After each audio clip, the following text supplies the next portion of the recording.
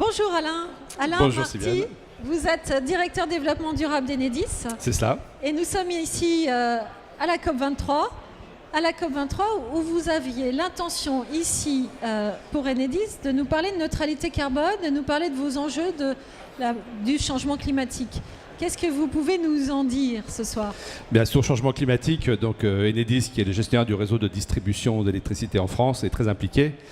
Alors, pas tant finalement sur son propre bilan carbone, parce qu'il est relativement faible, même si nous avons comme objectif aussi de le réduire de 30% d'ici 2030.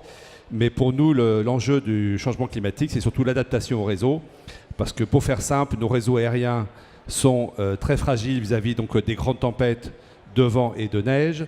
Nos réseaux souterrains sont, eux, fragiles vis-à-vis des vagues de chaleur et nos postes de transformation sont fragiles vis-à-vis des inondations, des crues et raz-de-marée. Donc pour nous, le changement climatique, c'est un vrai enjeu et dès aujourd'hui.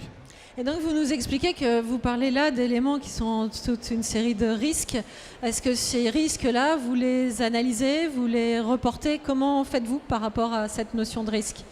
Bien, donc on a déjà une analyse de l'historique, même si on voit bien que la tendance va en augmentant. Donc dans les années 80, on avait à peu près 400 événements climatiques majeurs dans le monde. Aujourd'hui, on en a près de 1200 en moyenne, donc on voit que ça a été multiplié par 3.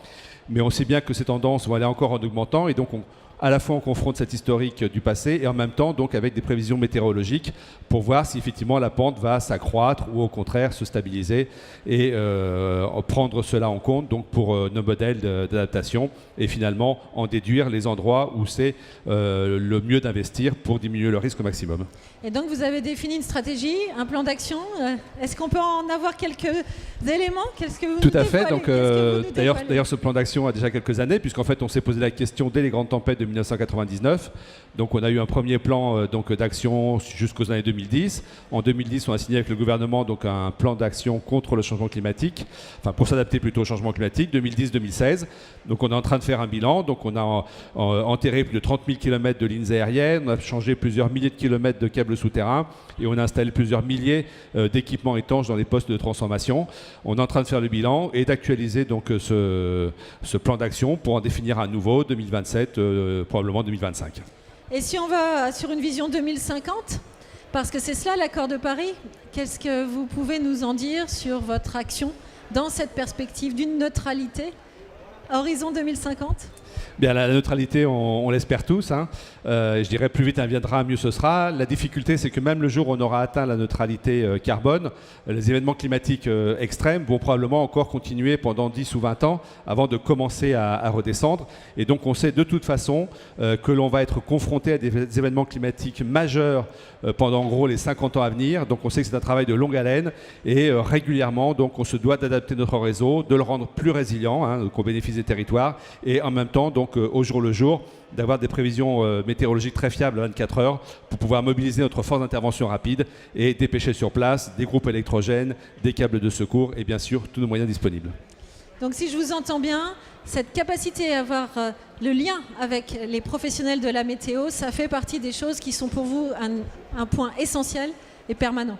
Tout à fait. Donc aussi bien pour avoir une vision de long terme, pour savoir effectivement quels sont les événements climatiques majeurs auxquels nous allons être confrontés, que dans l'immédiat, puisqu'il est pour nous fondamental de savoir si on va avoir des vents violents avec une périodicité de retour de 20, 30 ou 40 ans. Il faut qu'on sache 24 heures à l'avance, minimum, parce que 24 heures à l'avance, c'est le temps qu'il nous faut pour préparer donc, nos 6 plateformes logistiques où on a nos câbles, nos groupes électrogènes, et en 24 heures, on est capable d'envoyer plusieurs milliers de groupes électrogènes à l'autre bout de la France, voire même, comme on l'a fait récemment, chez des partenaires en Irlande ou dans les Antilles, dans une filiale du groupe EDF.